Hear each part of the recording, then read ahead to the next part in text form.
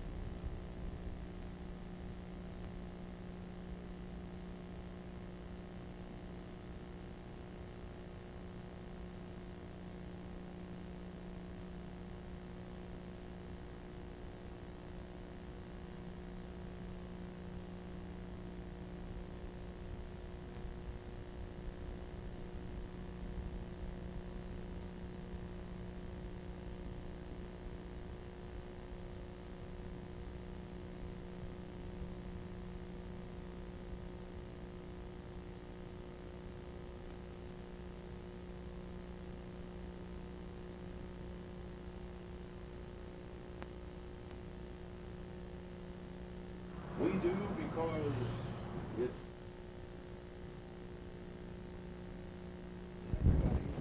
politics, public affairs, high.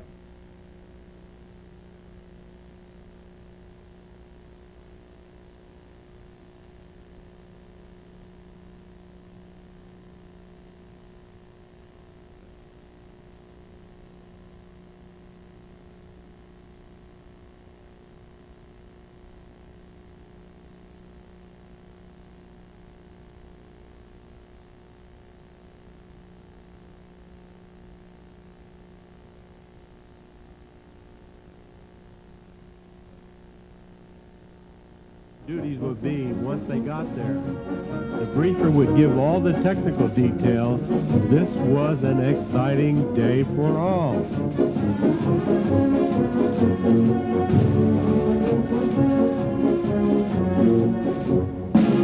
Come on in, General. There he is, General Swing. Just another camera shot from a different angle.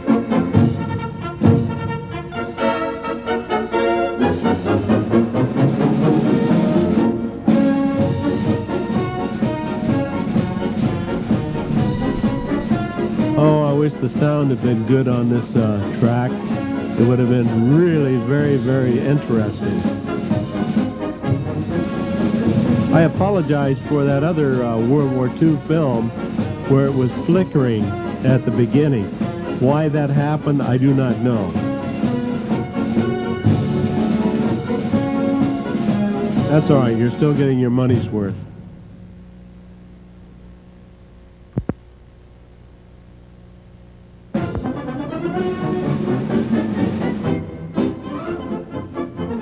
Okay, you're looking at a lone B-17 arriving at Nichols Field in Manila, bringing in General Jonathan Wainwright and General Percival from Manchuria, where they had been held in a Japanese prison.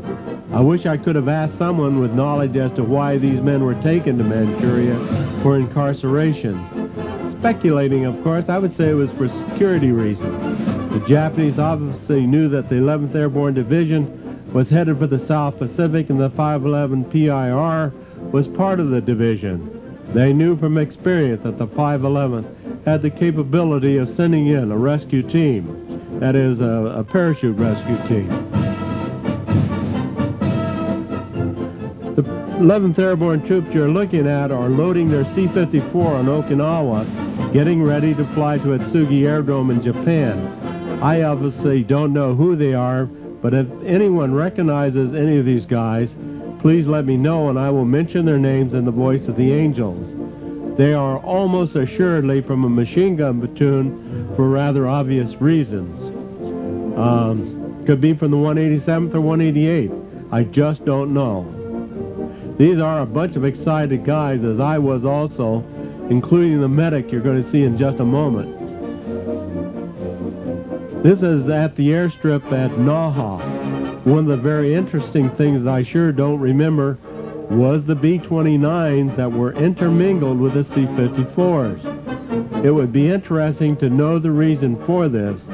Anyone knowing why, who is looking, please let us know about that also. There's the medic. You'll see the B-29s about every other one behind the C-54s in just a moment. There's the B-29s, and when they're taxiing up, you'll see them. There's one C-54, second C-54.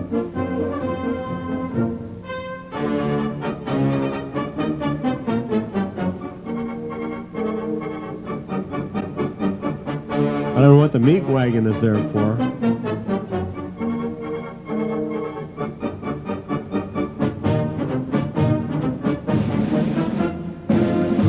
There's a B-29. Tomorrow's now for most of our last military plane ride. This was it. This was the day that we had all been so anxiously waiting for. Roll out the carpet, sound the trumpets, sing Hallelujah chorus, fire off the cannons. We were on our way. I'm sure each of you remembered one or more of your buddies that wouldn't be making that historical flight with us. The ones we left on Leyte and Luzon, and the ones who would be listening on radio about the 11th Airborne Division landing in Japan from a hospital somewhere in the world.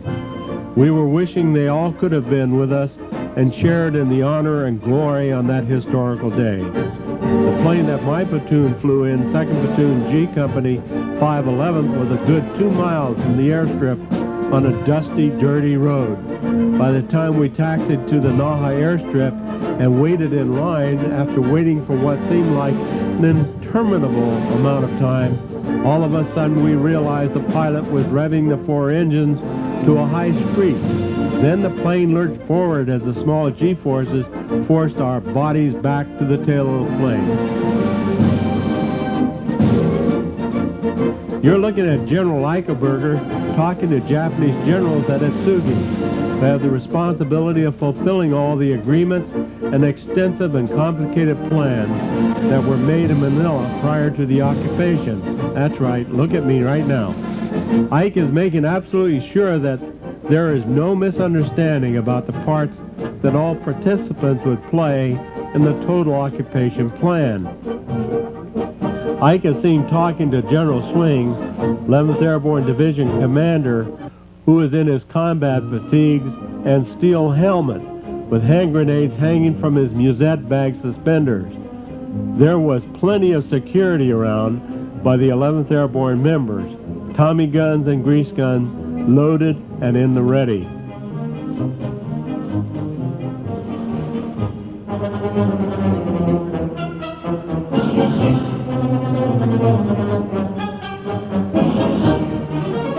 There's General Swing on the left and General Eichelberger. Colonel Pence, the advanced officer who arrived at Atsugi several days before the occupation began on August 30th, and who was one of the loneliest men in the world for that period of time, turned over the command at Atsugi to General Swing, willingly and very grateful that the Emperor and his subordinates had cooperated to the fullest so that yours and my arrival would be without incident. I can tell you now that 24 hours before we arrived at Atsugi, a full-scale riot with many dead and wounded by the kamikazes took place in the underground barracks right where we landed. The story is too long and bloody to talk about here on video. When you think about it, the young Lieutenant Colonel Tench was the commanding officer governing all of Japan for 2 days, an awesome responsibility. At 2 p.m., a hush came over all the players as a lone C-54 with the name Bataan on her side arrived at the tarmac, where the 11th Airborne Band was playing Hail to the Chief. Wow, this is it. This is the hour. This is the minute. The second the world has been waiting for. No greater day in American history, or the world for that matter, would ever be recorded. Momentous? You bet. Photographers, both military and civilian, and yes, Japanese photographers, stood transfixed in the imposing figure. As they remembered why they were there, they gathered their wits together and started shooting film at a fast and furious pace. After standing on the steps leaning down from the plane, the big chief, pipe in hand, looked around and went directly to General Ike and Swing, who saluted him smartly, all with a broad grin. The big chief's first words were to Ike, "Bob, this is the payoff. The 11th Airborne troopers you are looking at putting up the American flag over the temporary tower is the first American flag flying over Japanese soil. It would be interesting to know where that flag is today. It belongs to the 11th Airborne Museum at Fort Campbell or the Infantry Museum at Fort Benning. Anyone out there know? Does anyone know the individuals who helped put the flagpole and flag up? I wonder if they were members of the 127th Engineers. At any rate, he seemed to be having a problem driving a nail straight." The big chief, surrounded by his aides, Generals Sutherland, Willoughby, Whitney, and others, were all in a jovial mood, if not downright festive, as they departed the Silver Bird. Though all of us feared for his safety, as well as our own during the first hours of occupation, America's Caesar seemed without worry. After all, he had the 11th Airborne Division to protect him from the 110 million Japanese. That's a pretty good and even number, I would say. 3 years before this memorable day, MacArthur had sent Eichelberger across the Owen Stanley Mountains in New Guinea to hold and defeat the Japanese advancing on Fort Moresby across the Kokoda Trail. At the time, his instructions had been chilling and direct. Win back Buna or don't come back alive. 36 months and many campaigns later, the two men, Bob and the boss, were standing side by side on the soil of Japan, having followed through on that New Guinea command explicitly. No mean feat.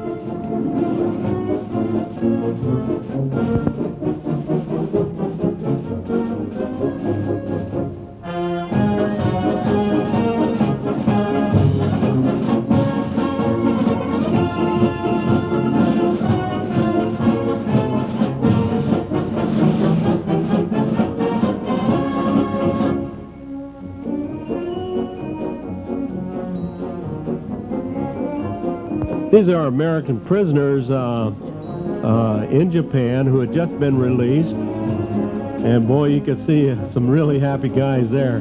There's a general with his corncob pipe, Eichelberger on his right, General Tenney over, Eichelberger on his left, General Tenney on his right.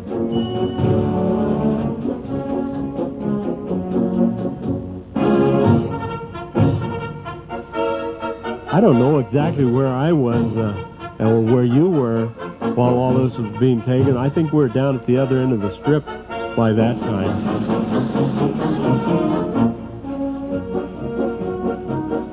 Going over to the 11th Airborne Band, guys. You know that a red fire engine with the sirens wailing led this convoy into Yokohama. With the destruction of the U.S. Pacific Fleet, the way was open for the Japanese campaign of conquest. Garrisons throughout the region had already been secretly strengthened, and thousands of troops assembled in preparation for the onslaught. Hours after the raid on Pearl Harbor, Japanese planes attacked American air bases on Wake Island, Guam, and Luzon in the Philippines. Hi there, this is the LAX, where we gathered together preparatory to liftoff and the flight to Japan. The Rudy Hernandez chapter of the 11th Airborne Association was there to see us off along with Bill Skinner. Thanks, guys, and thanks, Rudy. I mean Rudy Garcia. Thank you a lot. Goodbye.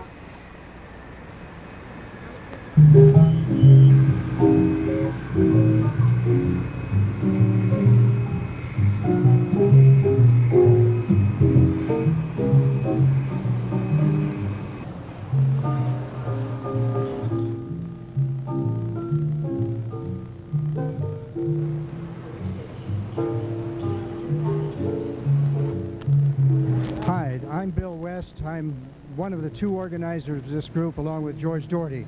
We're now at the Malaysian terminal. We've just, most of us checked in, and we're looking forward to meeting the Rudy Hernandez chapter, who are coming to give us a send-off. A few of them are here yet, but parking is a real problem, and we're just getting reacquainted, making friends, and introducing ourselves to each other. I can't tell you how excited I am about this. Hi, Bill. Hi, Jack. George. Nice to be here, and thank you very much. Looking forward to this very, very much. Good. Looking forward to being with the 11th Airborne again, and hopefully renewing a lot of old acquaintances. And I certainly want to preface all this by complimenting yourself, Bill, and George, for the marvelous work you did in organizing it, and I'm very proud of that. You guys haven't forgotten a thing about it. My name is Jack O'Connor. I was with the 511th PIR, Parachute Infantry Regiment, in Morioka, a service company. I arrived there late in 45 and left in 47, and enjoyed most of it. What are you mainly looking forward to on this trip? Well, just going back to the cities where I spent so much of my young life, Sendai, Morioka, and hopefully renewing some acquaintances, people that I knew while I was there. There was a very good friend of mine. I don't know whatever happened to him, and I never heard from him again. His name was Lieutenant George Palmer, and he lived in Chicago. And I've often wondered what happened to George Palmer. I see a few familiar faces here, and it's very, very nice for me. And again, I can't enough compliment Bill and you, George, for putting this thing together. It's magnificent. Thank you very much, Jack. Your name, please? R.H. Barker. Okay, Mr. Barker. What unit were you with? 11th Airborne on the headquarters company. Headquarters company of division headquarters. Yes. So you were mostly in Sendai. Sendai, Morioka mainly. Oh, you got to Morioka too. That's Morioka great. Mainly Morioka and Sendai. Where do you live now? Greenville, Pennsylvania. Okay. What are you most looking forward to on this trip? I'd like to somehow or another look at the steel mills if I could possibly, but I'd like to see, I got pictures of the bus boys that took care of our things, and I got a real good picture, and I'm going to see if I can locate one of them. Curious. That'd really be great. I have to tell you that many of the steel mills in the area we were in are all gone. Kamaishi's folded up, the mines are closed. The new ones that the United States put in. Well, I hope we see some. I would love to. Nola Ashcraft we have here, and your husband is Charles Ashcraft, and Barbara Zarnewski, and your husband is? Stanley Zarnewski. Stanley, okay. And what unit was your husband with? He's in the 511th. And your husband? 127th Engineers. Okay. Have both of you been to previous 11th Airborne meetings or conventions? Been to anything. Haven't been anything. Well, welcome first timer. That's great. How about you? Yes, I've been to several. Okay. Well, you'll show her the ropes and we'll have a good time. I'll follow her around and she'll let me know. Good. Are you at all apprehensive about this trip? Not really. How about you? Really? Well, let me A tell little you, bit. get worrying a little bit because everything always goes wrong somewhere in spite of the planning that George and I have done. Thank you very much. Okay, pleasure to be with you. Good, that's the best thing. Thank you.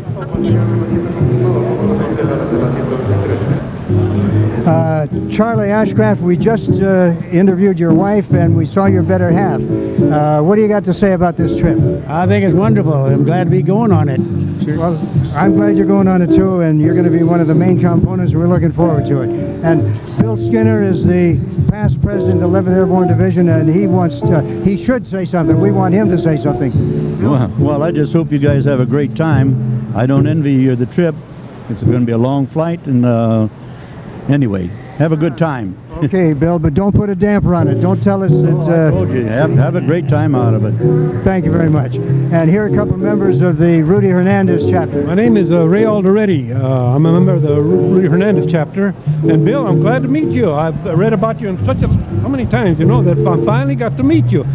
Thank you very much. It's my pleasure to meet you, and I'm grateful to you for coming out to give us a send-off. Well, thank you very much. I hope you have a real good flight and have a good time.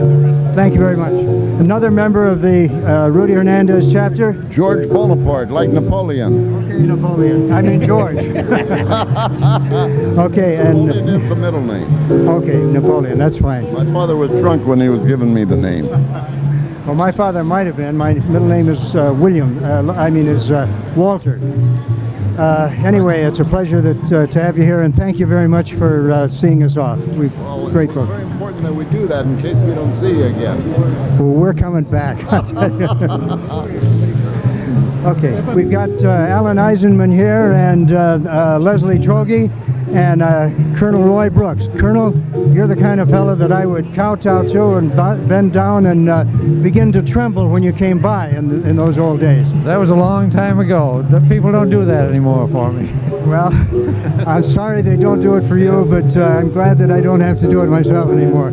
You were with what unit? I had the 2nd Battalion of the 188th when we went in. I took it over, and then I stayed over there for 3 years. I ran the jump school and went through the occupation. Finally went back to Fort Benning to the Airborne Department.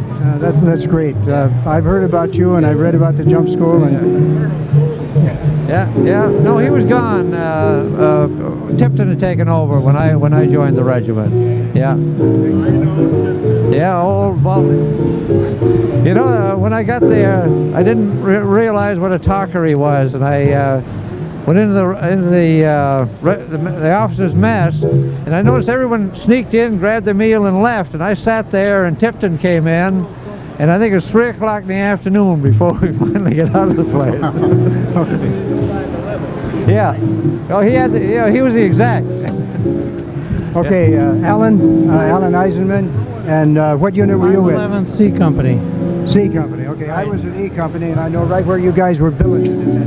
Right. It's great to see you. Thank you very much. And thanks for organizing this thing for us. It's great. Okay. Leslie Jogi, what unit were you in? I was in service company. I was service company commander of the 511 for a short period of time. And we previously were with the 541st. We came to Manila area, Lipa, and we were reassigned everybody as replacements for the 11th Airborne. Okay, I'm with you. I was with the 541st, and I lost an acting sergeantcy when we came in. I see. That's life. We had a good outfit. We had a good outfit, yeah. Replacements. We really were good. I'm glad we didn't have to invade Japan. We really are. That's for sure. Thank you very much, Leslie. Anybody find a medium there? Everybody received a hat and shirt. The reason for it was that the hats were very important because in those heavy crowds in Tokyo in the subways, we could be able to spot each other very closely and be able to stay together. The shirts were there primarily so that we could identify ourselves at Atsugi during the big festivities there. My name is Len Wallach. Len Wallach, what outfit were you in? I was in F-511. F-511, yeah. And what do you think about this trip? Are you going back there? You got some old girlfriends over there? Are you going to visit, or well, yeah, children? I think we're gonna, yeah. My wife and I are going back there, okay? But a lot of nostalgia and a certain amount of introspection about, not so much about the Japanese soldier, but more about the idea of governments. Raise the mic. Raise the mic. There, that's fine. More about the Japanese governments, not just Japan, but right, government in general, being so unfeeling and so irresponsible. Lack of apology and lack of remuneration to the POWs. And lack of compassion, lack of guilt. A bunch of assholes. I have a little plan of my own to counter all that. I'm going to stick my neck out when I get there on something, and I'm sure George is going to photograph that little episode. Good. Patton-esque. All right. You figure it out. Well, have a good trip, Thank Len. you. I hope the whole crew enjoys it. Over and out, George. What's your luggage? You're looking at the Rudy Hernandez color guard and Rudy Garcia on the left. These guys did a great job in sending us off and getting us prepared for our flight to Japan.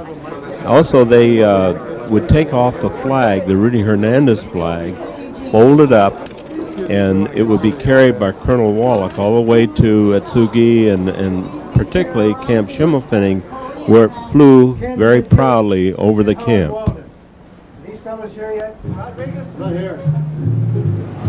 John Rodriguez up there. Rodriguez? Agent Bill So. Please come to information desk Colonel Brooks, who's on the left, with Colonel Wallach in the center and Colonel Droege on the right, about ready to receive the flag of the Rudy Hernandez chapter. Colonel Brooks was the 2nd Battalion Commander of 188th, and also was the jump school commanding officer up at Sendai.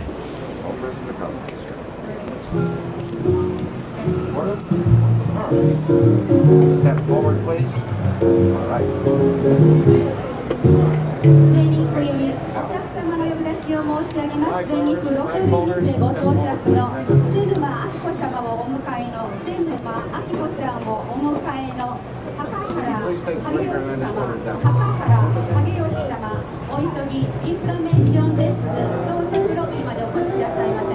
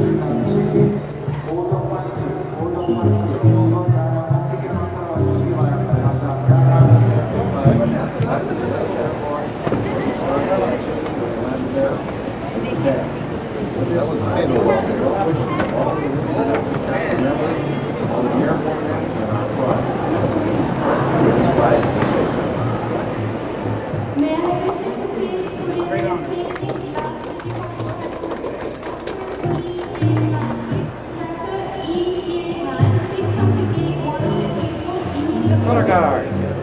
At the dismiss, I want to hear a big airplane. Dismiss. Airborne. 747, and we're headed for Japan. Back to Japan, back to Atsugi, 50 years later.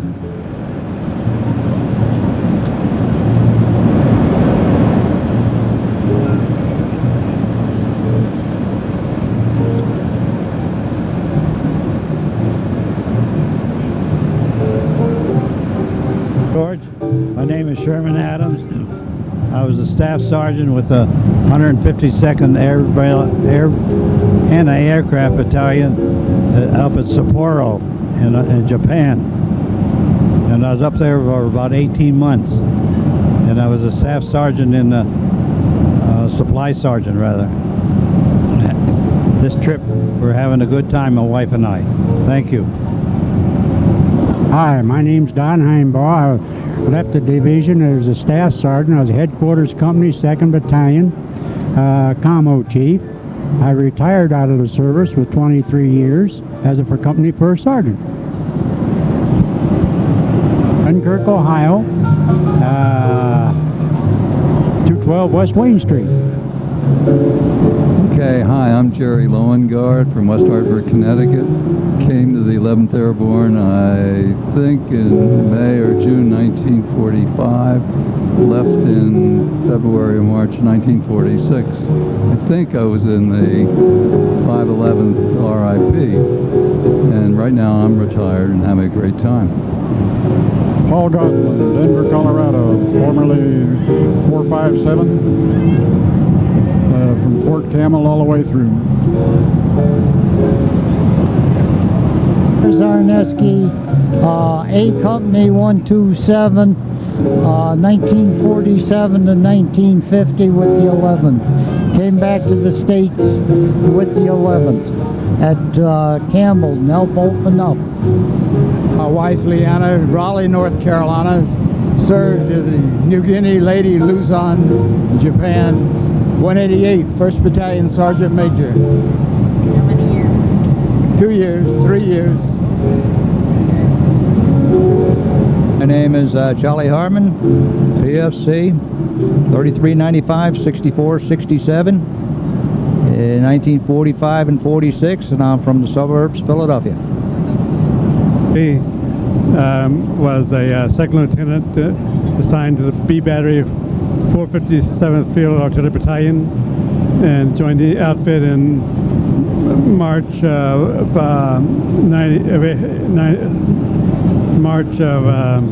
45, and after serving in Japan for a year after the war, went back to school, became a physician, and now practice in Jasper, Indiana. Thank you. How are you doing, George? Doing great, Bill. That's great. I'm glad you're here and glad you're running things. I'm very happy that you're taking care of the photography and the permanent record. I'm very happy, George, that you're here taking care of the permanent record. This really is an important thing for us, and it's important for the permanent record of the 11th Airborne. Good enough. Thank you.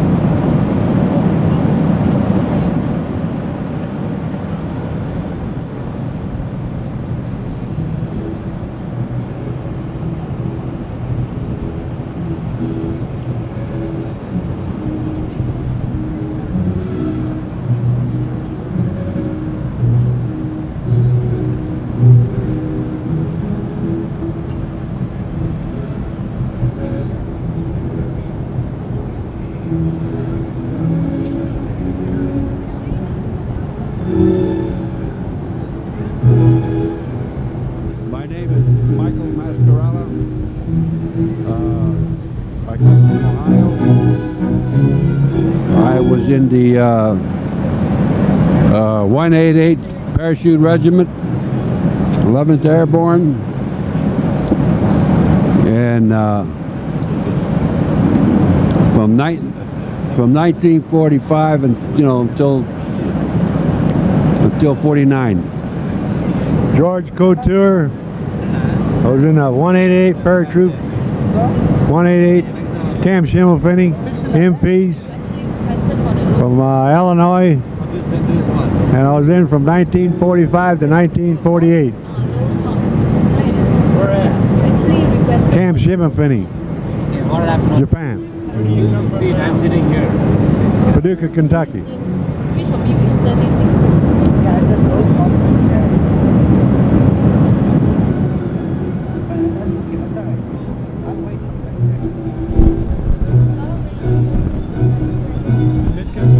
Company 187th. I joined the 11th Division on about the 12th of April 1945, just outside of Lipa. And I was with the division until December 3rd and came home. Was then assigned to the 82nd Airborne and completed my enlistment there. I'm now the current president of the San Diego chapter. They also are shocked.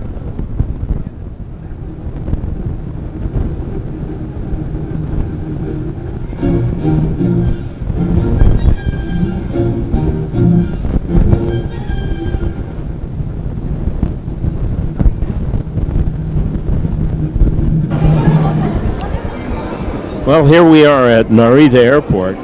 It is a real hustle and bustle type airport with just an awful lot of people.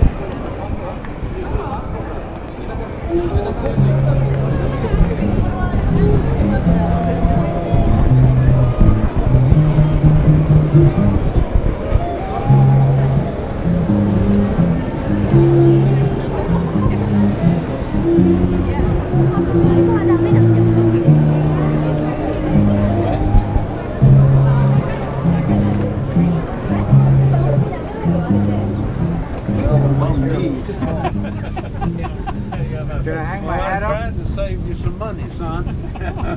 Okay, we're aboard the bus at Narita Airport.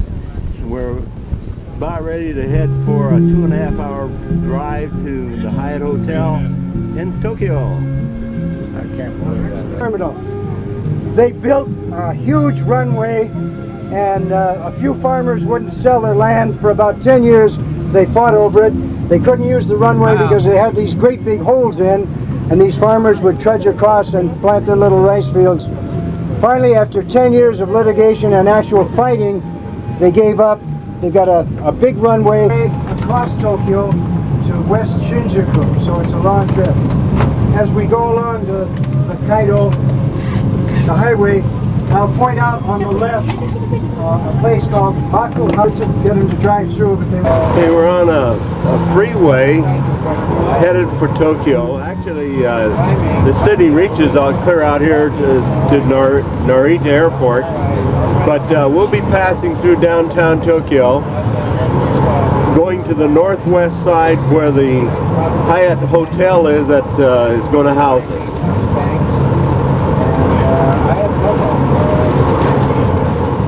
We obviously are on a bus right now. It's a golf driving range, and they've got them all over Tokyo. Golf is very, very popular and very expensive.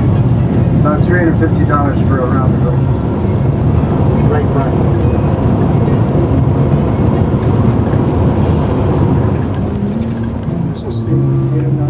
This guy was a genius because he knew that the river complex and a fantastic Kanto plain would make it the center of Japan eventually.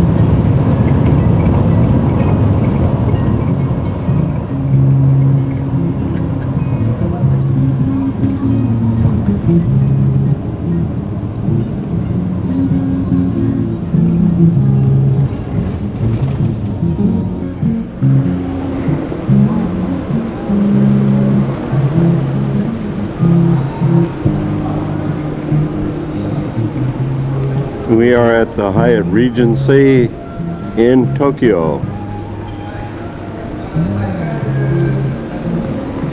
It's a gorgeous, gorgeous hotel, I'll tell you that.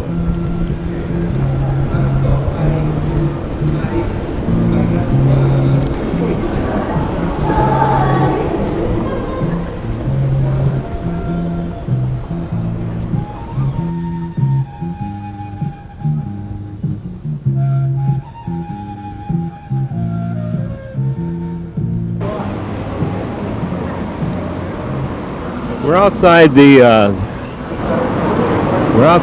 Century Hyatt preparatory to boarding buses, where we are on our way to the Shinjuku railroad station.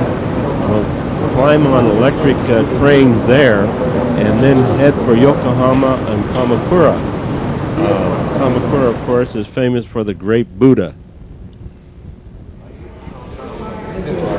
Some of the guys, Colonel Brooks in the foreground there in the blue shirt, inside the lobby waiting for the orders to move. And next shot you will see we're on board the buses headed for Shinjuku railroad station. Okay, we're on the bus that's going to go to the Shinjuku station.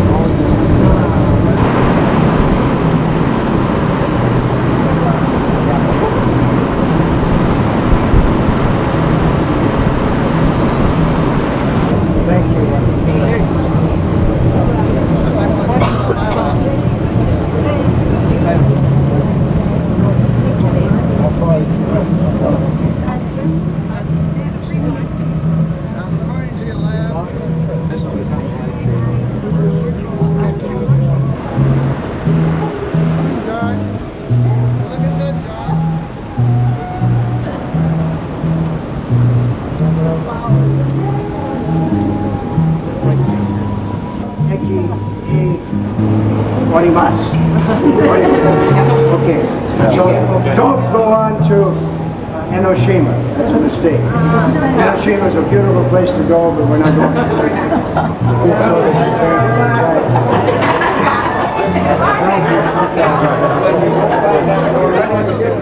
to.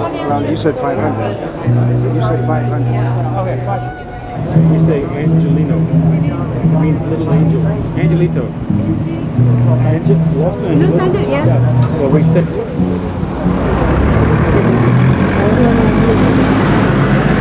So we're at Kamakura right now. Bill did a great job of organizing this. Everybody broken up into groups of 4 or 5 people with a personal guide for each one in case anybody should get lost or they should get separated. Also, they were able to answer questions that rather than trying to do it with 30 or 40 people all at once. It just worked out beautiful, and I congratulate Bill on that. The heat was just absolutely stifling. It was well over 100 degrees, and I have to say that the ladies came through beautifully, just as well as the men. Here at I think Bill Kamakura. probably could have handled the trip himself very well, but I'll tell you, these lady guides, plus the one male guide that we had, who was sort of in charge of all the lady guides, were just absolutely fabulous, and I just can't say too much for that portion.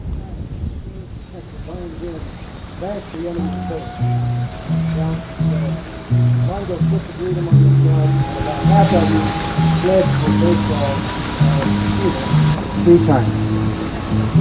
One time was when they captured all those Mongols and brought them back and made slaves out of them. The second time was in World War II. And I'm trying to remember when the third time was, but I lost it. It must have been 3 or 6. That's all I know. Tommy? Okay, this is Hasebera, Hase Shrine.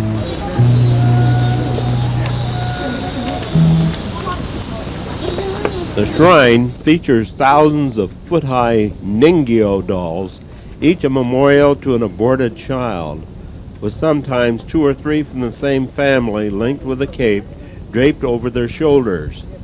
This is to show their shame for aborting a baby.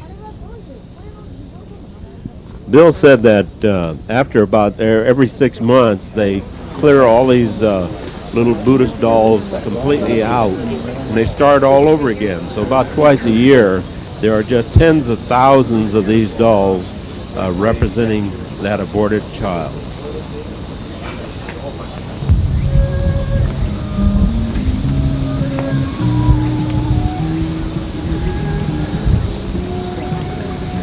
Well, we're up on the hill where the giant Buddha is here at Kamakura. And you're looking at one of the shrines, as I understand it. Bill West said there are 35 shrines up here on the hill. But below Kamakura, or that is the village of Kamakura, but we're up on the hill. And this is Sugamiwan Bay. Originally it anchored here, and then while they gathered all the support vessels and they moved into the bay early in the morning. And we had a lot of small boats. That's why this is so important to us. All our small boats.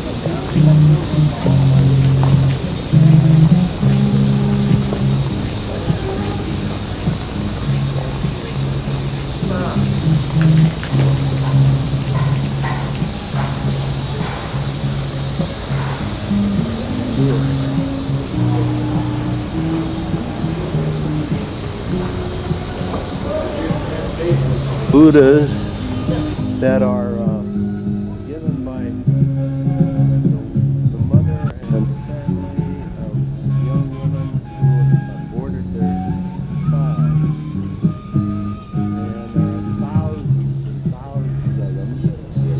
And after they get so many that they can't get any more, then they clean it out, start all over again, which is twice a year.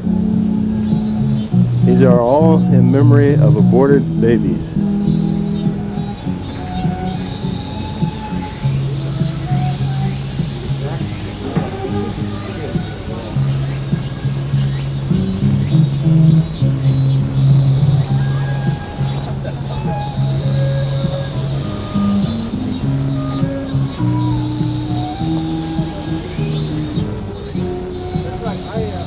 This is a prayer wheel, and all the things that are wrong with you in the world with you. If you say your prayers while you're turning this prayer wheel, you will be saved.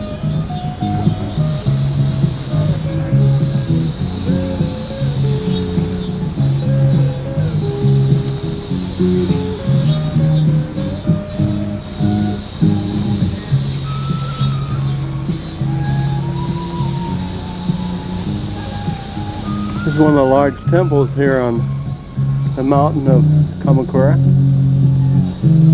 and I thought that you'd like to see the incredibly gorgeous architecture.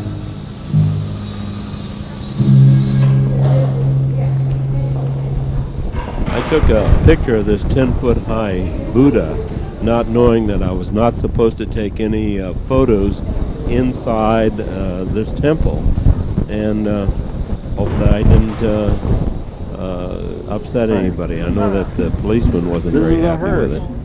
This is a hearse.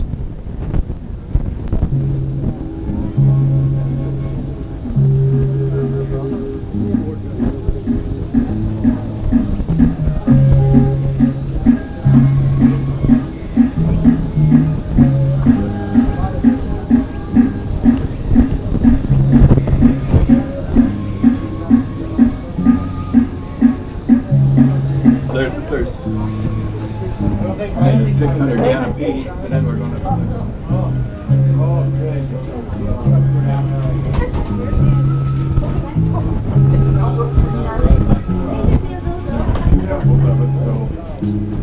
Four of us, so and then we're going to make the guy, so like it's 15.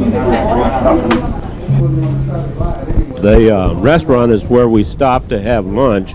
Romaine soup and noodles, fish and shrimp, etc. Hey, wouldn't you like to have this clock in your house? Man, I'm telling you, it was just absolutely gorgeous. And even more so was the size of it. The darn thing was about 10 feet high. Most houses it wouldn't fit unless you had a cathedral type ceiling.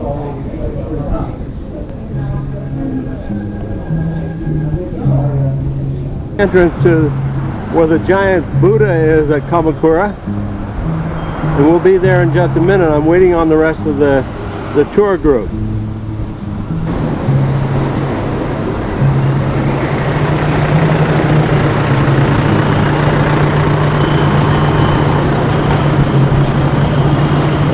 We're at the Kamakura Buddha shrine. We're about ready to go in and see the big giant Buddha. And this young lady was walking along, just minding her own business. All of a sudden, she was flat on her face. Scared the heck out of all of us because we thought maybe she had a heart attack, but no, she had just tripped on the sidewalk. Now, would you like to tell us anything? Yes, I slipped on the sidewalk and I tried to grab a hold of my husband, and he ran out from under me because he thought somebody was trying to get by him. He just walked out from under me. Okay, well, we're glad to know that you're not hurt. Yeah. Yeah, Thank you very much. Yeah.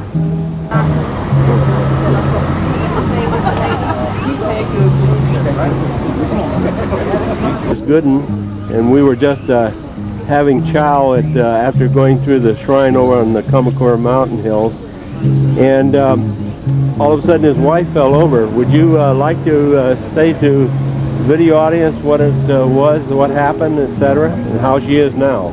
Yeah, she suffered from a slight amount of heat exhaustion from being out in the hot sun, and but she, after a little bit of rest and some fluids, she's doing fine now. Good. She feels up walking around and doing well. Is she going to wait back there for us? She's going to wait back at the station for us and take the train back with us. Real good. Okay, thank you for drinking at the holy water at the Kamakura shrine, and some of them will actually put it on his face. This gentleman here is with UPI.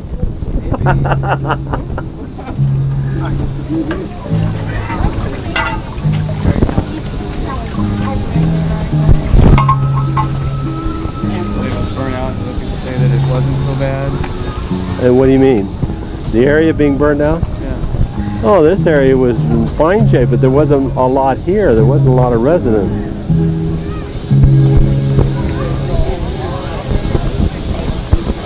Yokohama, of course, and Tomioka and all that area in there was just completely devastated. I drove through that yesterday. Kamioka is still a mess.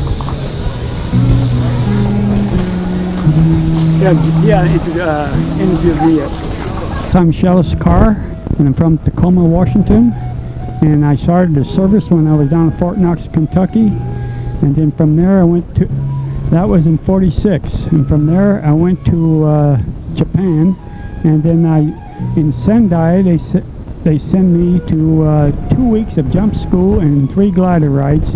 And then from there, they send me to Hokkaido, Sapporo.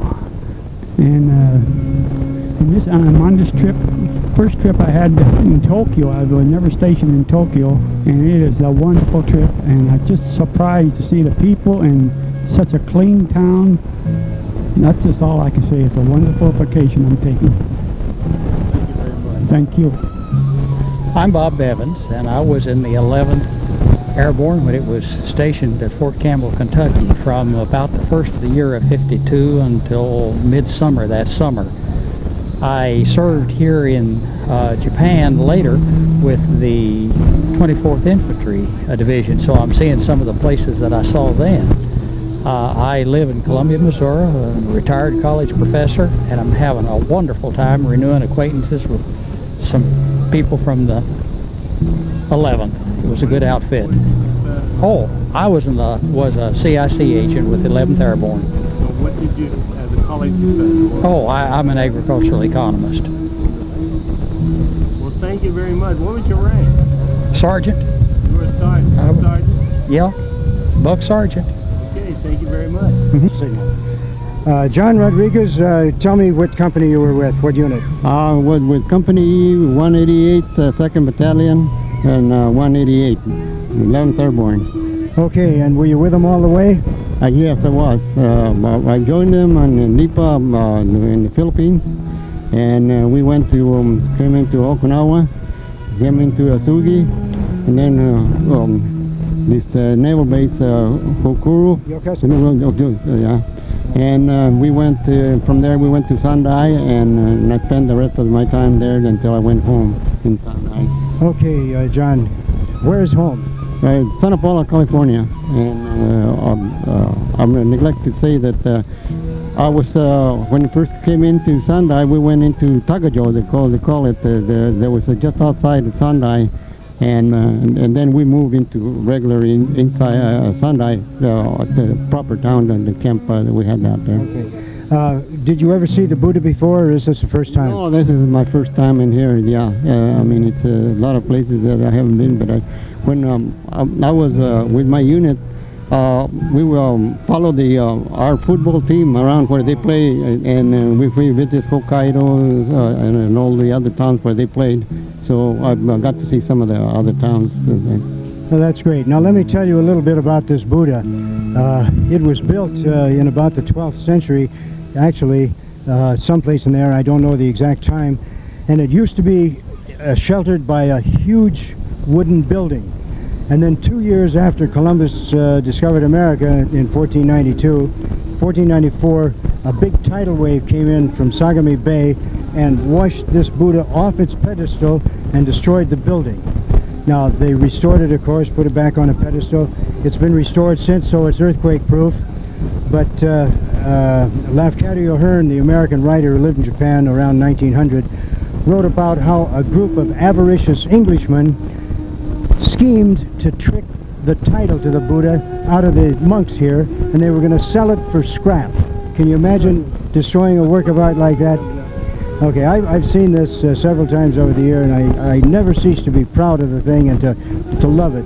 These big lanterns that you see, the chokin on the sides, are really something, but the Buddha is really special, and this is the second biggest Buddha in Japan, and it's more beautiful than the one at Nara. Well, okay. I'm glad you know that.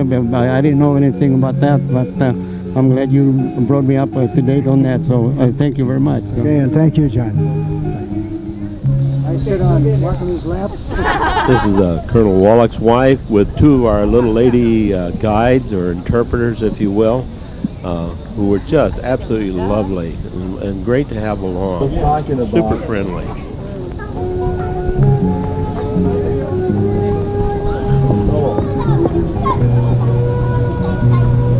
To the Buddha, and they'll present their incense and worship to the great Buddha.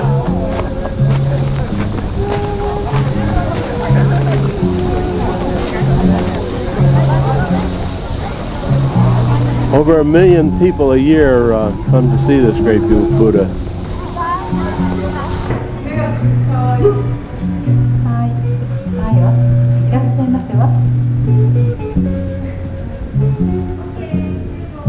Hi. And your last name is Patty Goody. That's right. You had a little bit of an experience this afternoon. Yes. Would you like to tell?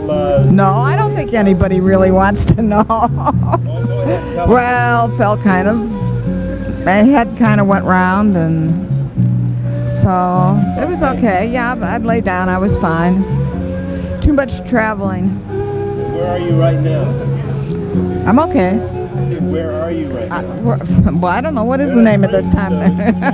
Yeah, but what town? Okay. Okay. So, Well, we're glad that you're doing I well. survived. I'm sorry I missed the great Buddha. Yeah, we are too. Thank you again. Thank you. We're here till 48. Hi, I'm Ernie Power, and I was in headquarters company 188. I was in the commo section. Came in January of 48, and actually hit the outfit in June and went through jump school, got my wings, and went to radio operator school in Sapporo, 511 signal. Where'd you go to jump school? Went to jump school there in Yamato. It was Yamato, Matsushima. It was interesting. We had about 3 or 4 weeks of what we call pre-A stage training, where they took you out and just grilled the hell out of you, running up and down and calisthenics, the mock-ups and so on, suspended agony. You remember all that stuff, I'm sure. Yes, sir, I sure do. Now, where do you live now? I live in San Diego. When I enlisted, I was living in Yuma. However, I'd do anything to get away from the heat, so I jumped in with a buddy of mine, and we both enlisted for the 11th Airborne. You're living in San Diego, right on the coast? No, we actually live in Mission Valley, just about a half a mile east of San Diego Stadium, Jack Murphy Stadium, and we've been there about 12 or 14 years now. Been in San Diego for 22 years, and really enjoy it. I was born there, and if you know Pat Doherty, I knew him when he went to grammar school. He and I went to grammar school together. So. Are you apologizing? No, I just explained to them why I know him. I don't have to apologize for Pat. He's a pretty good trooper, and he works real hard for us. I'm a member of the San Diego chapter of the 11th Airborne Division. At the present time, I'm the vice president, and serving under Ken Midkiff, who is the president. Got another year to go on our hitch there, and then I'm ready to retire and let somebody else have the job. I've done it for 4 years now, or will be 4. Okay, friend. Thank you very much. I appreciate the opportunity, and I'll tell you, this is really a tremendous trip, and something that I've looked forward to for years. I've told my wife about it, how beautiful the country is over here. We got the opportunity, we jumped on it, and we're here, and we're just going to enjoy the heck out of it. So thank you very much. Anytime. Thank you. This is Bob and Ann Fisher, and I had an interesting experience with MacArthur when I was here in 1945. For some reason or other, I had to be in the Daiichi building right here in Tokyo, and I was getting out of an elevator, and I started to get out, and there was somebody right in front of me. I just couldn't imagine who it was. He wouldn't step one side or the other. And it turned out it was MacArthur. Well, I tell you, my knees got absolutely weak, and I went over and sat down on the bench and rested, and some lieutenants had seen it, just laughed and laughed and laughed. They couldn't believe I was such a scared person. Oh, good. Hey, that's a nice little story. Nice little story. Thank you very much. The worst thing that happened to us when we were in Japan was we stayed in a beautiful Japanese-style hotel, about 5 or 6 stories high, and it caught on fire. The cooks had these gasoline stoves, you know, that you pump up, and about 10 o'clock in the morning, we were in our office a few blocks away. They called, we heard the fire department, we called, and the hotel was on fire, and they burned it right to the ground. It was the hottest fire I've ever seen. We threw cans of food out, you know, we didn't have time to carry down, and the heat was so intense it popped the cans of food. With that, we went to Shimofini camp then. We got on the train and went to Shimofini, and I had a hot shower. Tell them how you came in, how you came into Japan. Well, I was a rear echelon from Japan. And all the rest of most of the group had gone to Okinawa, and there was no transportation from Okinawa to Japan, so I came on a troop ship, and I was in Yokohama Bay, several hundred yards away from the battleship Missouri, where they were signing the peace treaty. And of course, we heard all the goings-on the PA system on the battleship.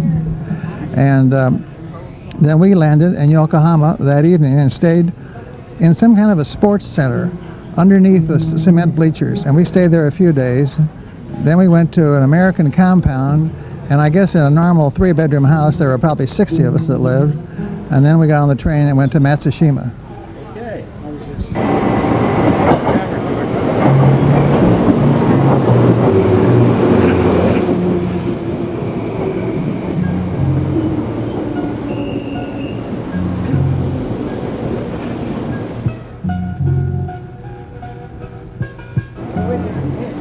Well, I don't think I have to tell you where we are. We're at a railroad station. This happens to be the Shinjuku railway station. Please note the hats that these guys are wearing. It was only because of those hats that we did not lose anything. There were a couple of times when we could have lost them, but with everybody wearing a hat, we were able to spot them. I'll tell you, this station was crowded. We were almost home at this time. This is a young Buddhist in training, part of the discipline that he has to go through. And believe me, it takes a lot of discipline doing. Oh, listen, look at that. Those are the Twin Tower buildings at Shinjuku. And the Twin Tower buildings are government buildings who run Tokyo. And they are something spectacular, especially from way up high. We're downtown Tokyo, and today we're going to be on a complete tour of Tokyo. The time is not correct. It is August the 29th. It's now 10 minutes to 9 Tokyo time in the morning. What the time you're looking at is California time.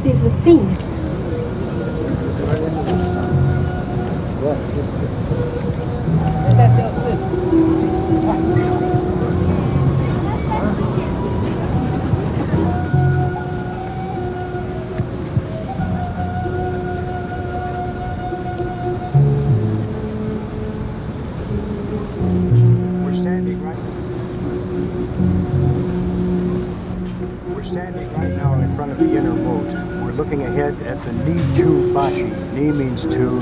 Ju has a number of meanings. One of them is arch. This is the two-arch bridge. And we're looking at one of the old guard posts. The walls that you're looking at were built after Tokugawa took charge of the shogunate, and probably the early 17th century. The moat in front of you is just one of many. In fact, I used to cross Hacho-Bori. Hachi means 8, and Bori means canal. So there were at least 8 canals extending out around the imperial palace, and it really was impregnable. There was no way you could get in here unless they wanted you to. Now the bridge is famous. Where we're standing right after World War II and the announcement of the Japanese surrender, a lot of people committed suicide as they bowed and faced the emperor right in this spot.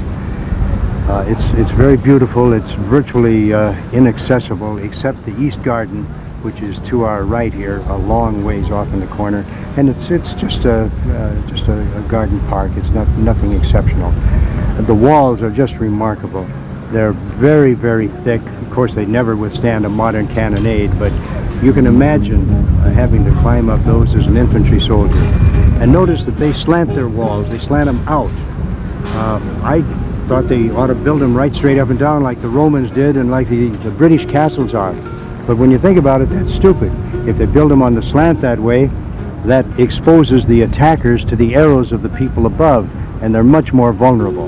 And of course, at every gate there are cul-de-sacs and twists and turns, so that you're actually going through 3 or 4 gates, and if you get through one, you're exposed to withering fire from above at the others. We'll see some of those later. Thank you, Bill.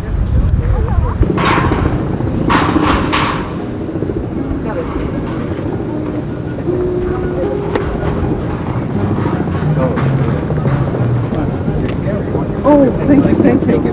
My camera, your camera here. Is it ready to go? Yeah, time to go. Right here.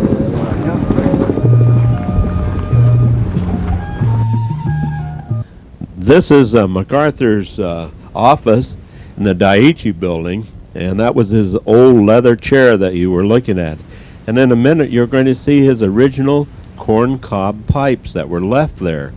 How in the world they weren't destroyed or stolen by somebody is beyond me, but Bill and I had them in our hands, and that's the hand of Bill that's holding them when you see it in a minute. The people of Japan, of course, revere General MacArthur almost on the same level they do their own emperor. They preserved his office just as it was 52 years ago, and it's really something to go in there. You can just almost feel his presence, and he's held in the same level almost with the emperor.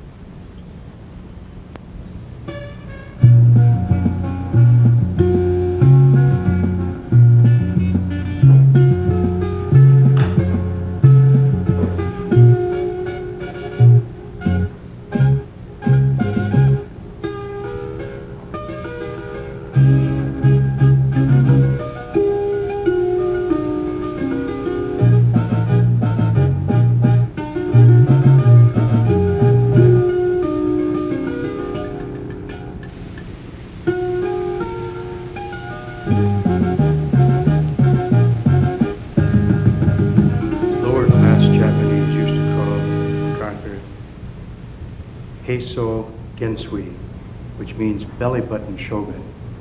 The reason they called him that was that the nickname for the emperor was Chin, because he used Chin to mean I instead of Watakushi, the way most Japanese do. At the same time, Chin means penis, and since MacArthur was above the penis, he was the belly button, hence the belly button shogun.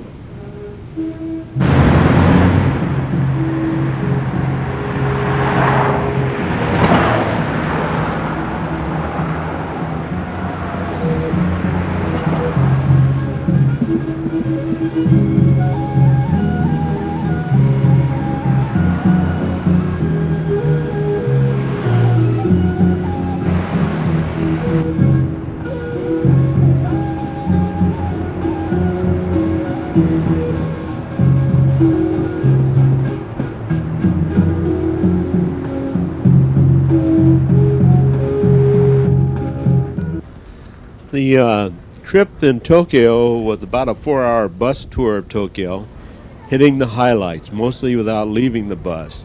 We saw the Imperial Palace, of course we did leave that, the bus there, and the Nijubashi Bridge, MacArthur's headquarters, the Daiichi building, which you just saw, Hibiya Park, the Diet building, the Imperial Hotel, the Ginza, the Kabuki-za, Kazumagazeki, Foggy Gate, the location of Japanese ministries, Tokyo Tower, Tokyo Station, Asakusa Cannon, and the Nakamisi, in other words, inside the Temple Shop Street. After lunch, we headed back past the front of Ueno Park, Tokyo Dome, and the 1964 Olympic Yoyogi Stadium. I hope I pronounced that correct. By the way, the guards in these white buildings were very, very reluctant about having their pictures taken. I don't know why, whether they're just bashful or what.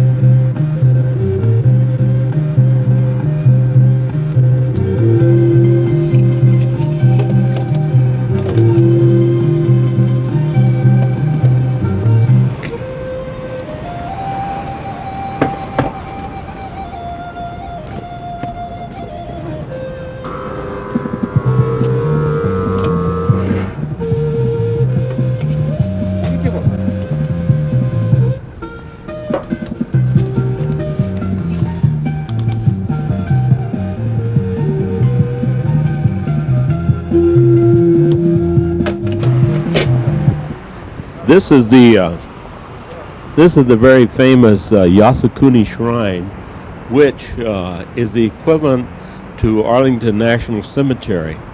When a soldier or sailor, marine, etc., is killed in battle, and his remains are brought back to Japan, that is his ashes and or whatever is left of him, a fragment of his bone will be placed into this shrine and forever kept as in honor.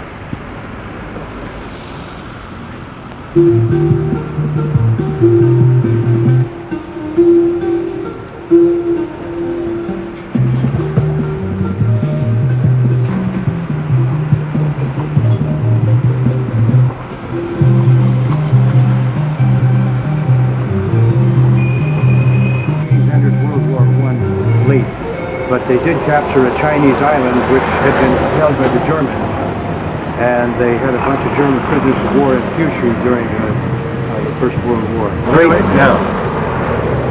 Go. This is Admiral Togo, the great admiral during the Russian-Japanese War. He not only sank one Russian navy, he sank two of them.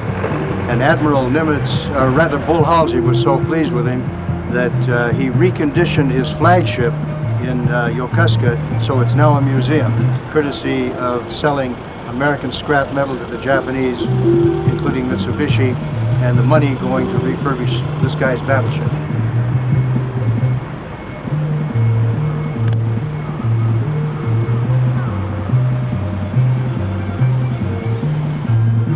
There's a quotation by a bunch of Chinese visitors in the 3rd century AD that says that the Japanese are hooked on alcohol, and it's really true. They use a lot of alcohol in their religious services, and these are sake barrels which are given by the sake manufacturers. The shrine gets the free sake for the ceremonies, and the sake companies get free advertising. These are at almost all the shrines. That's enough.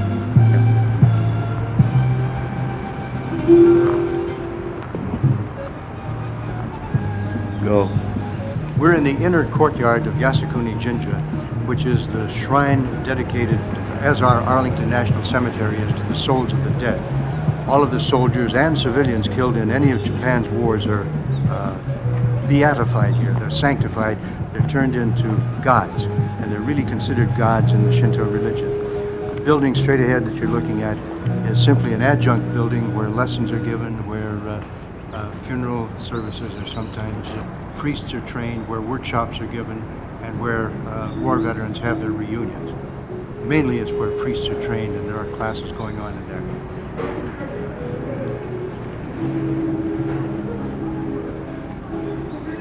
Bill? Okay, this is typical Japanese architecture.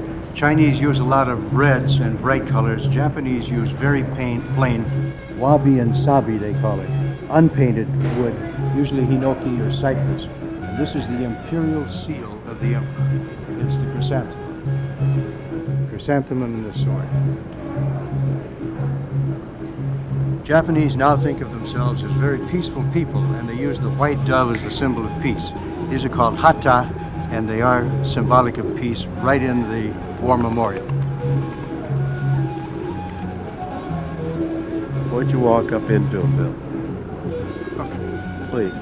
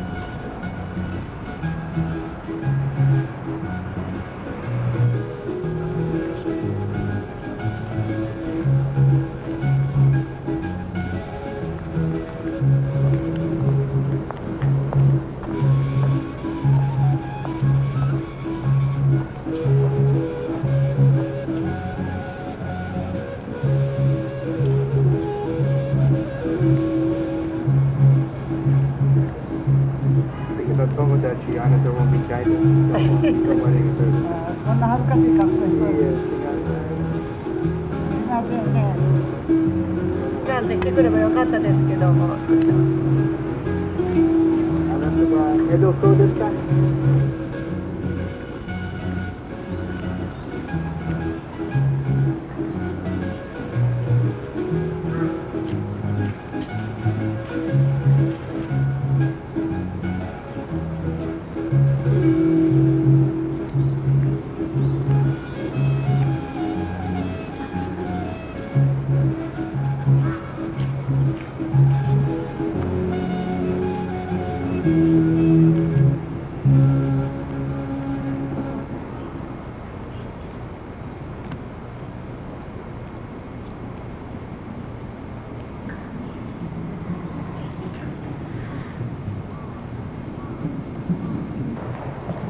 ？This is a National War Museum showing war relics of World War II.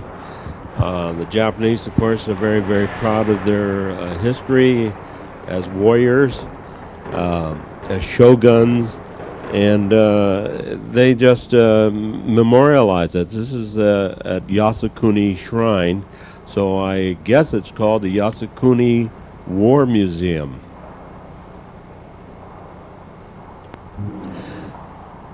What you just got through seeing was a depiction of the attack on Pearl Harbor. This is a Betty bomber. It's a two-seated aircraft with a machine gunner in the rear and a pilot in the front, of course.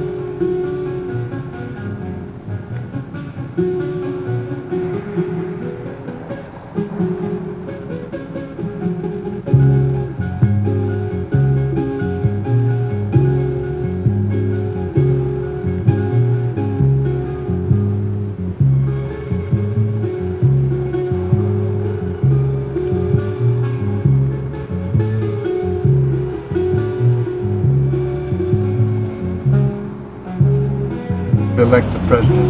The party elects the prime minister. Of course, the same LDP, Liberal Democratic Party, has been in charge for 30 years. And it was not. These are some of the brochures that all travel services handed out to all of us. They're stationed in Orlando, Florida, with offices or some type of a contact that they have here in Japan. And I can't recommend them too highly. They did an outstanding job for us. As if you want to ask any one of the members who went on this trip, they'll tell you the same thing. And again, that's all travel services of Orlando, Florida, 407-851-1751. This is a commercial.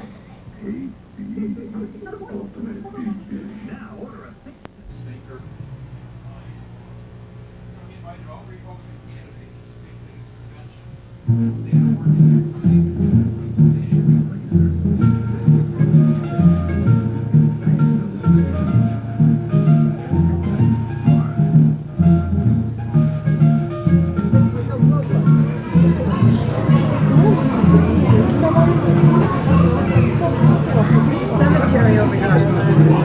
Yeah, one right down here, too.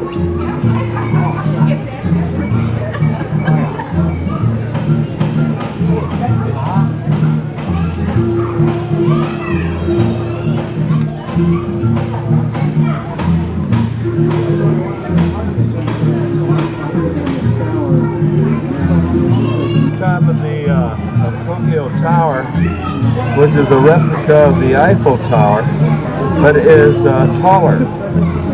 Not larger in massive structure, but it is taller. 333 meters, whatever that is in feet.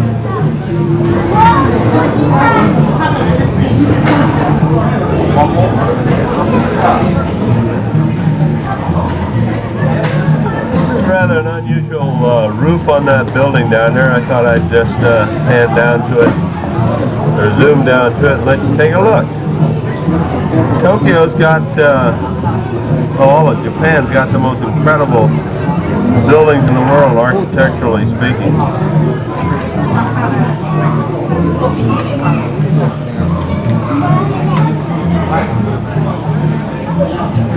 What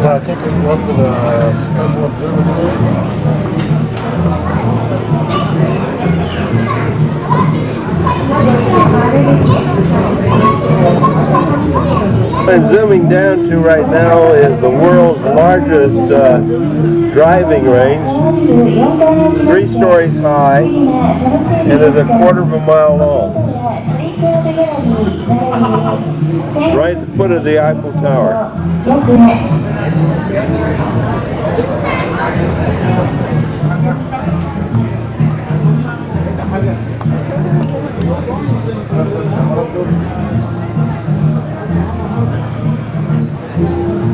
I'm going to zoom in on the Rainbow Bridge that goes across this very large Japanese river. We came across it at night, which you saw on this tape a little bit earlier.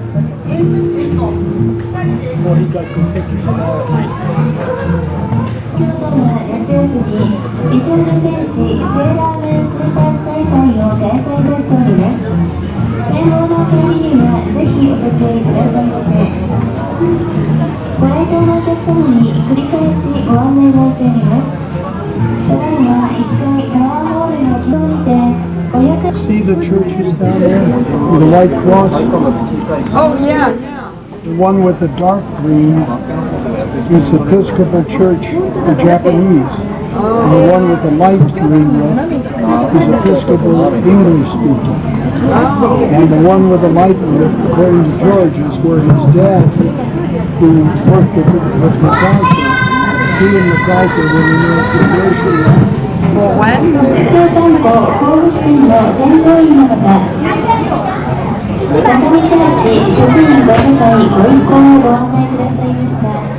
Well, I don't know whether it's going to work, but I'm going to shoot straight up in the air. That's way up to the top of the tower.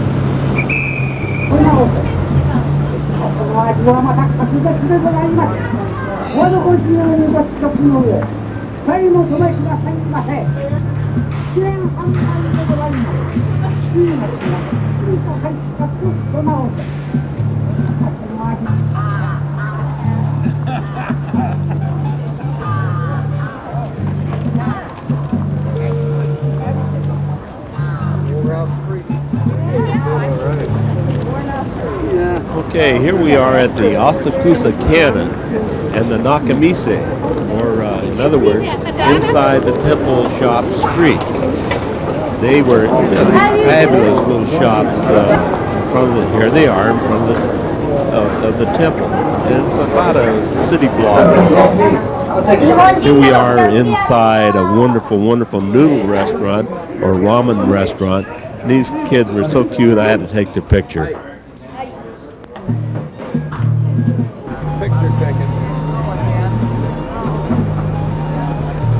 Okay, we're about ready to leave for Atsugi. Today is August the 30th, 1995. Exactly 50 years from the time that we arrived at Atsugi on that incredible day. August the 29th in the United States. That's why I put on the time and the date at the bottom. Yes. Hi. How are you doing this morning? Just fine. Good. You ready for the festivities? Sure enough. Right now is MWR Atsugi, and it's a U.S. Navy bus.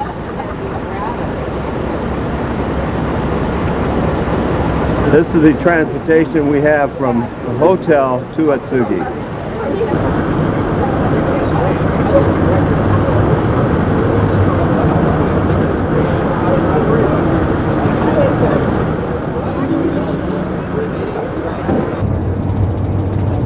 We're going across one of the very contemporary, very large bridges across the bay. And pretty soon, very shortly, we'll be going across the Bay Bridge. There's the bridge, called the Bay Bridge. We're looking at an old schooner. It's a four-master, and probably used as a training ship.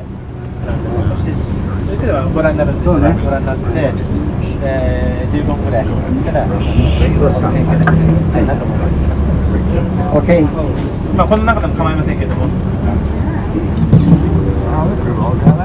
We still have short time till we.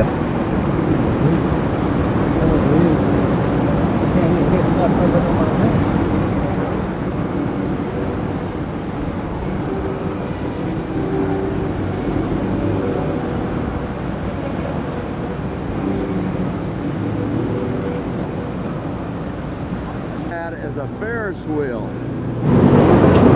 I have been told that is the world's tallest or highest Ferris wheel is 450 feet high. That is a big Ferris wheel.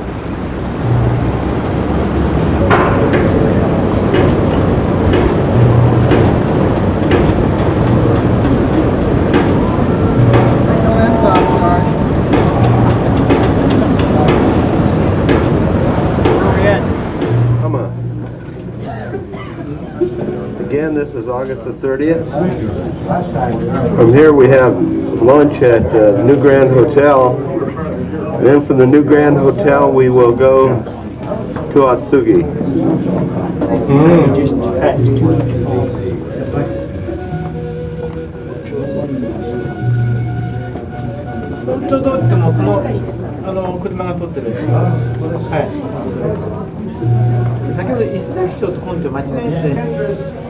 That first street over there with all the traffic on it is what used to be called Honcho Dori. That's the main street. Those were opened and they had shops and tourist attractions in them. Now they're remodeling them and they're going to fail is the Intercontinental Grand Hotel. And it's a conference center and an auditorium and hotel.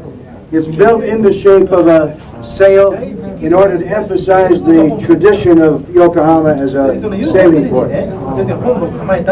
What you're looking at is the Osumbashi Pier.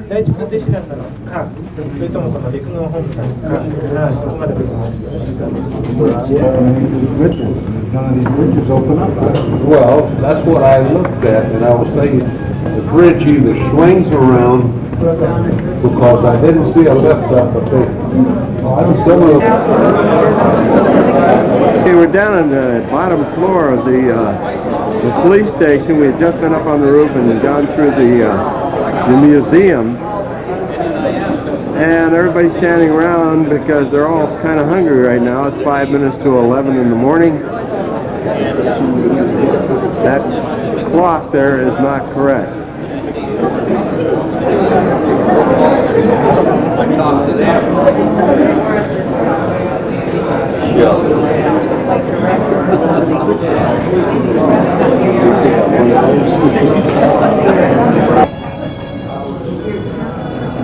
Look at each other.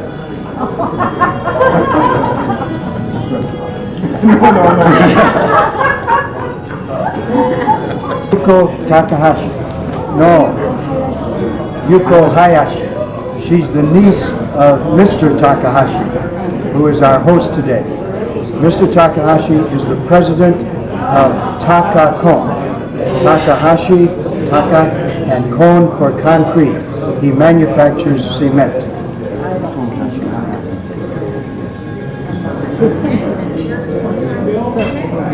Come on, Bill. Sit down.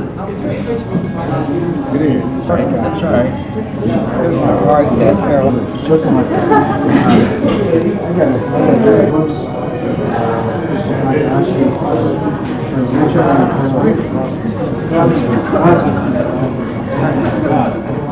Okay, whenever you're ready, George, I'll go ahead. Go.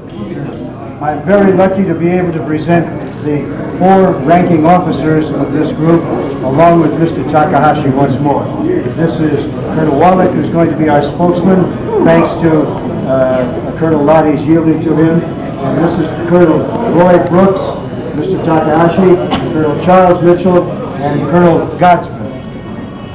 These are the senior officers in our group. This is the first time a PFC has been in charge of 4 colonels.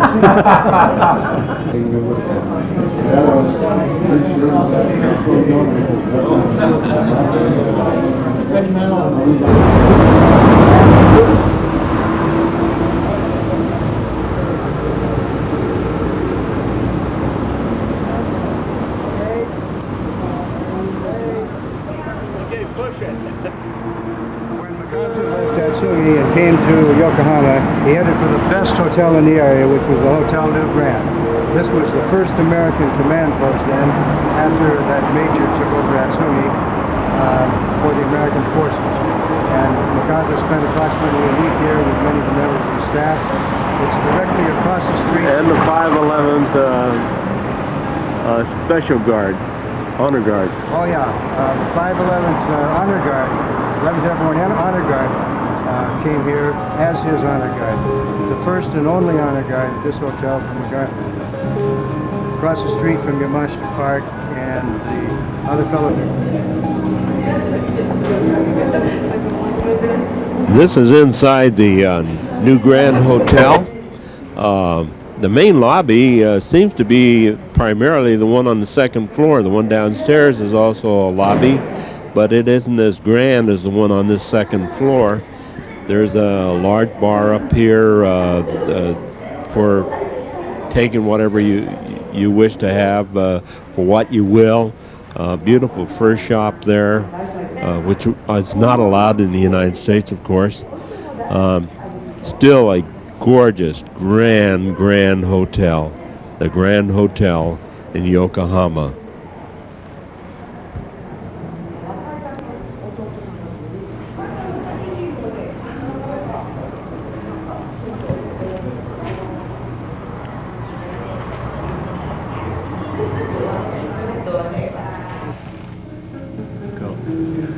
We're in the New Grand Hotel on the 3rd floor in the MacArthur Suite. It's a corner suite overlooking Yamashita Park and Yokohama Harbor. We're focused on Dugout Doug himself, and we're in the New Grand Hotel on the 3rd floor in the MacArthur Suite, which is a corner suite actually, 3 rooms, overlooking the Yamashita Park and Yokohama Harbor. We're focused on the picture of Douglas MacArthur himself. There's a plaque immediately below the picture, and below that is the very desk from which MacArthur wrote a number of orders when he stayed here from August 30 until September 15, at which time he moved to the Imperial Hotel in Tokyo. The room, of course, has been completely redone. 3 years ago, the hotel was completely remodeled, and a new annex, a Shinkan as they call it, the main building, which is about 16 stories high, was added beside it. But we're in the old building, and this is the very room in which MacArthur stayed.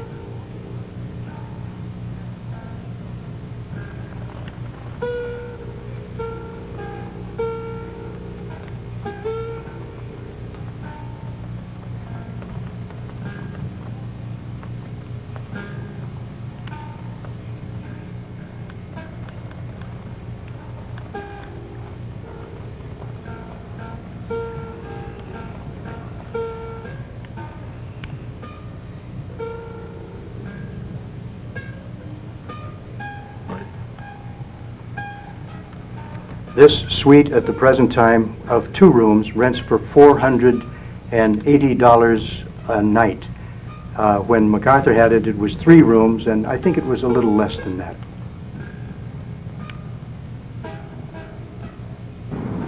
The building you're looking at now is a building that was left standing from World War II. It's the same architecture and designed by the same architecture as the Tokyo Railroad Station. Also the one in Morioka. You'll see that later on, of course.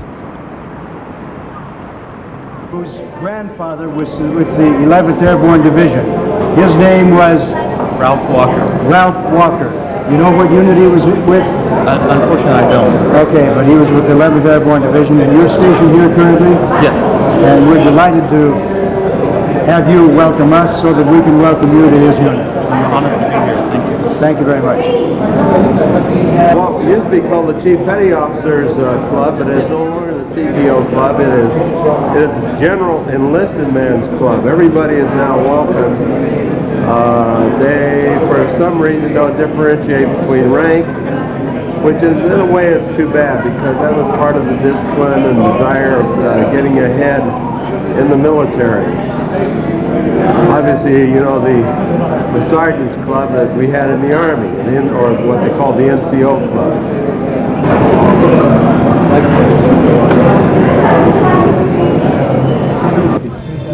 What's the significance of the 11th Airborne Division to peace in Japan? What are the first ones to take the risk of landing here at Atsugi and signing the making it possible to sign the peace treaty? And to me, that's one of the things. I got out of my house this morning without a comb, and I've been fretting about it all day long. We don't comb our hair again. Well, I hope so. Way back here, but estimated time of arrival. The picture you're looking at is Atsugi Aerodrome and the airstrip, the Kamikaze airstrip. During World War II, Bill was pointing to this building, which is called the White House. It's the administration building for the United States Naval Air Force, and he was pointing to the location in relationship to the airstrip. This is a museum in that building.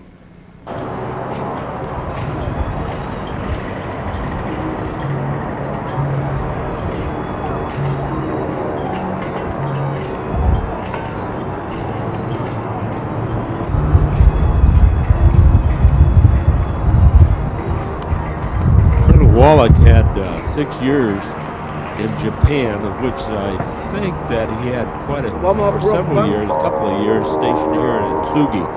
And Colonel, I hope I'm not incorrect about that, but if I am, I apologize to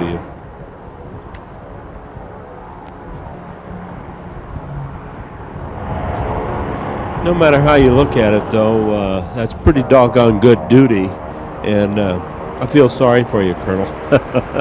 Just kidding, of course. Boy, I wish it had been like this when we were there.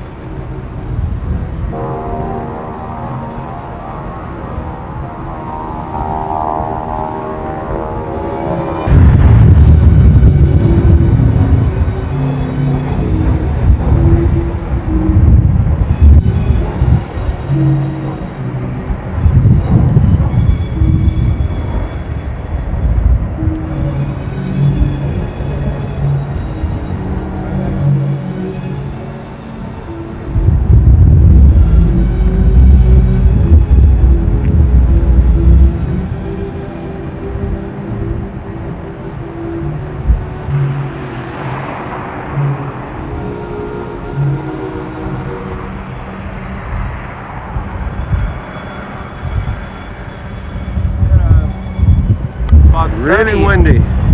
30 B3C Lions.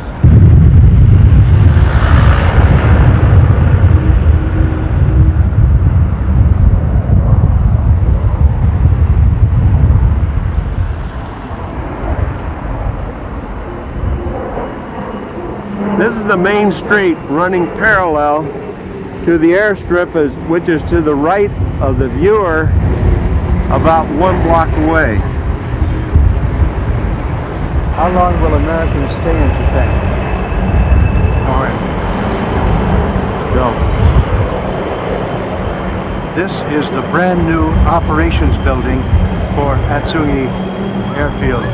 It's where the planes are controlled from and plans are made.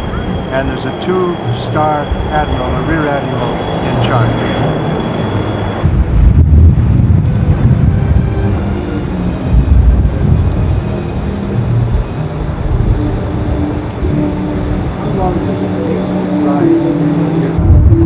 Okay, right now you're looking to the north, and the blue that you see right here is Hangar 187. Excuse me, but what is your name? Chief Warrant Officer Cheney. Thank you, Chief. And what you see is off to the right here, as you come swinging right, you see the city of Yamato that was added since World War II. And but what you're looking at now is Delta Taxiway, Delta 1 Taxiway, and Delta West Taxiway going out to the main runway. And you see, right now you see a small Cessna 175 taking off on the main runway. But the small area out in the middle of the grass, that's the got the blacktop area, that's the old zero runway that was here during World War II. And where we landed. And where you landed. And where you landed on up north was a dirt airstrip extending that so that the C-54s could land. Approximately out here now. And looking right straight out now is you see Charlie West Taxiway, which is right straight out from the building we're standing on. And where the crash truck is just a small crash truck area. But right out there where the helo pad, you see the circle out there. Just to the left of that is the end of the old runway that the C-54s used to land on. And as you come this way, you see this is our apron area where our US-3 is sitting right now in the C-2. They're used for what? 423. Those are our onboard delivery aircraft. Right now they're servicing the USS Nimitz and USS Independence. Gotcha. And then as you pan down, you see one of our C-12 aircraft that we have here. We have 3 of those for NAF Atsugi. And then you see the Japanese P-3s sitting down here. And then aircraft 44 is what the Japanese call a YS-11. That's a Mitsubishi aircraft, and that's used for their transport of personnel. And right now you see that they have apron construction going on down in front of our old air terminal. We're standing on our new air terminal right now. It looks like a conveyor. Yeah, it does. The orange and white checkered building down there is what on the south end. If you look way down there over all those P3s, there's an orange and white checked building down there. That's a little unique to this area, but that's what we call a hush house. And we actually take aircraft in there and turn them full power. And there's no noise that comes out of that building when we're turning jet aircraft full power. And we can use that building 24 hours a day when there's no noise abatement problem for the surrounding community. Now we're going to walk down over this way, and you'll see some of the high rises here on the base where some of our family housing units are in World War II. He has a lot of stories. He was a radioman in the Liberators. 95 north, and then right over it you see where the parachute is. That's our paraloft over there, where the aircrew survival equipment men work on their all the seat pans and the parachutes and all that in there. Then you see those high-rise buildings over there. Those are you see 2 of them under construction off to the right, and then there's some more, and there's one right behind the paraloft building. But those are high-rises for the families here at NAF Atsugi. And we're going to have, we just opened up one of those on the right, and we have another one that's going to be open here at the end of this year. So We house about 500 families in those buildings. And then you can't see the city of Ayase, but the city of Ayase starts right up over here, and if you pan up this way, Ayase City is off over this way. And the city of Fujisawa is just at the very south end of the runway. In fact, the Fujisawa golf course, Japanese golf course, is about 1 mile from the end of our runway on the south side. In fact, when you play golf at Fujisawa golf course, the aircraft are approaching right over you. Roof of the administration building, which is brand spanking new.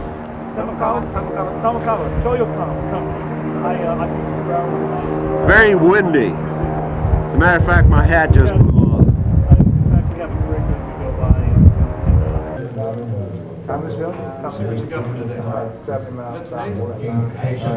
We all took our basic training in Fort Benning.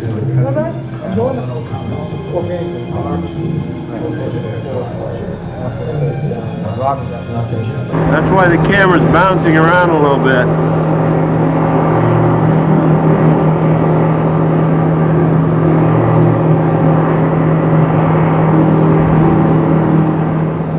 We're looking at pictures, particularly of the tower that was built in a couple of days when Colonel Tench arrived and the Army Air Corps personnel a week before all the rest of the troops arrived so that they could get their radio set up to bring in all the aircraft.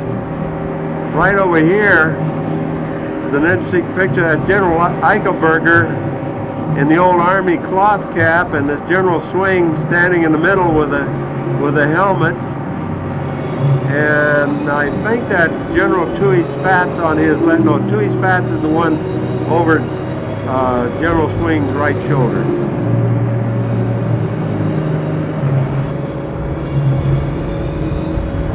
This, of course, is General MacArthur.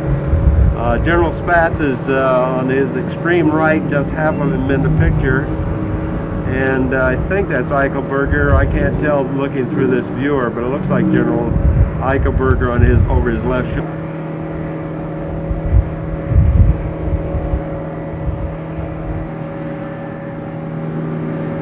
Of course, this is a picture of General MacArthur as he rides down at the very bottom of his ladder, getting off with his famous aircraft called Bataan. The first Bataan he had was a B-17, believe it or not, but it was. And his last one was this C-54.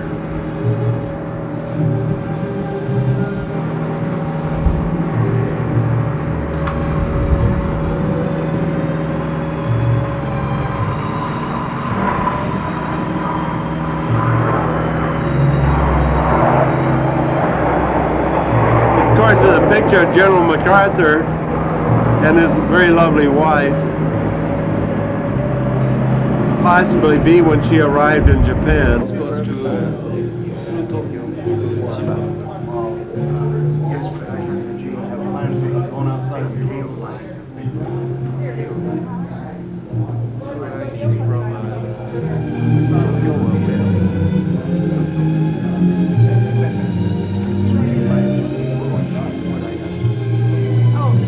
What's your name? My name's Kim Yeager. What's your rank? I'm a lieutenant. You're a lieutenant. Are you a pilot? Yes, I am. Fly C-12. What do you fly? C-12. How do you like Atsugi? I love Atsugi. You love Atsugi. Good girl. Wouldn't want to go anywhere else. Well, you're meeting somebody who was here 48 years ago. No the kidding. first day of occupation. How about that? Landed here at Atsugi Aerodrome. How about that? Well, it's a pleasure to meet you, sir. Thank you. It's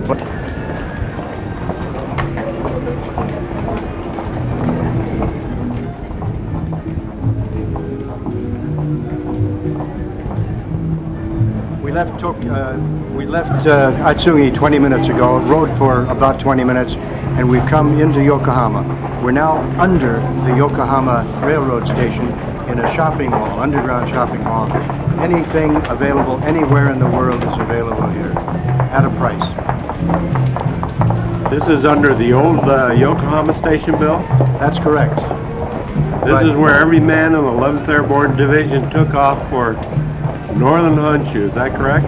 That's correct. Go. Colonel Lottie, do you remember when you sent your 3rd Battalion up to Morioka out of this very train station? Yokohama Station.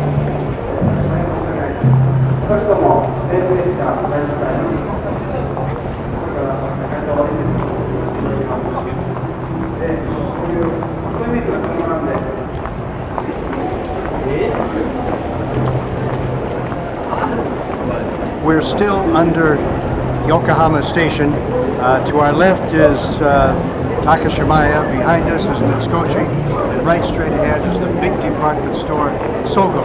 But all of this is under Yokohama Station. It's a little bit different from the way it was, Colonel Lottie, when we were here in 1945.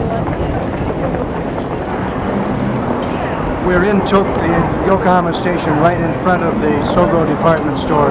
We're focusing on a fine mural which gives the history of Yokohama as Japan's port opening to the world.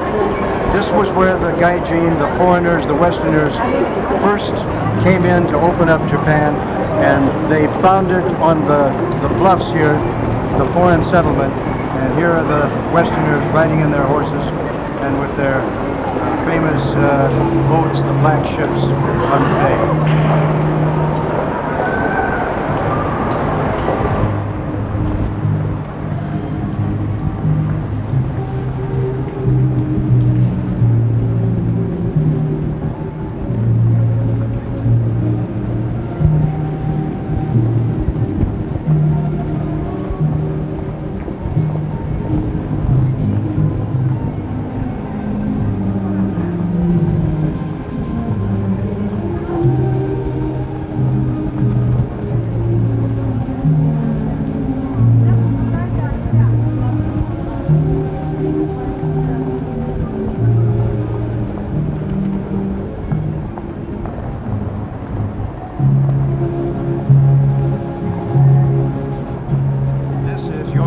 Station at one end, just in front of the Sogo department store. Sogo is the Japanese word for general, so this is a general store. This was the largest department store in the Orient until very recently, when another larger one was opened in Ikebukuro. The Sogo department store was designed to be almost twice as big as it is now, but the local retailers objected, so they shrank it to only the biggest store in the Orient.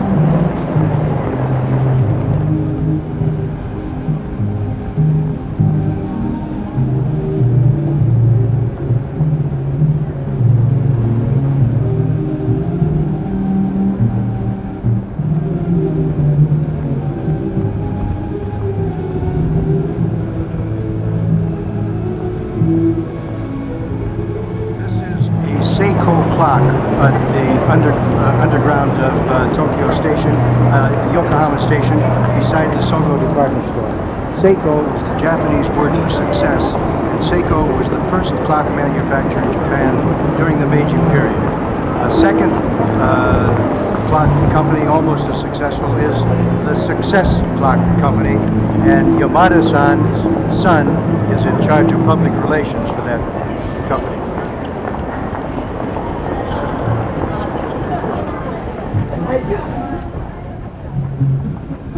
You 11th Airborne wives would be interested in this shopping center. We're still under Yokohama Station, and this is one of the greatest shopping centers in the world. There's nothing like it. You'll never find anything like this anywhere, but the one thing you won't like is the prices. Things are about twice as much as they are in the United States.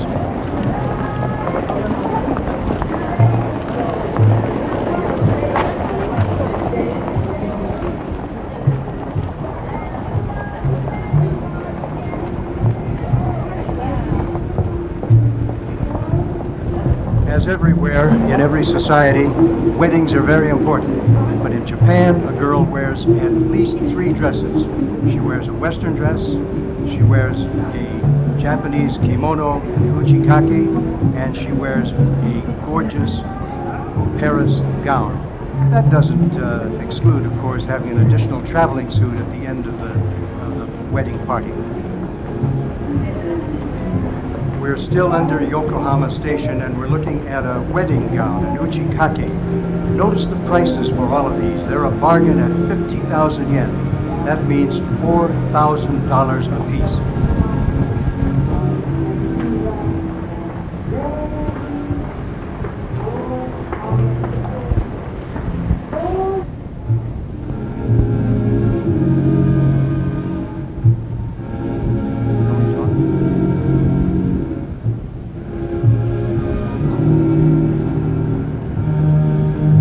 This kimono is for an older woman. Notice that it's a tremendous bargain. The obi at the top, 5 man yen, that's only $400. And the gown itself, 15 man yen, is only about 15 times 8, $1,200.